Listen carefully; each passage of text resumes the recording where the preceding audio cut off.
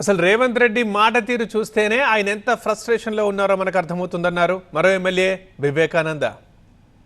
ముఖ్యమంత్రి గారి రేవంత్ రెడ్డి గారి యొక్క భాష మొదటి నుండి కూడా ఇదే రకంగా మరి రాష్ట్ర ప్రజానీకాన్ని అవమానించే పరంగా రాష్ట్ర ఖ్యాతిని మరి దిగజార్చే విధంగా ముఖ్యమంత్రి గారి యొక్క వ్యవహారశీలి వారి యొక్క భాష తీరు స్పష్టంగా కనపడతా ఉంది.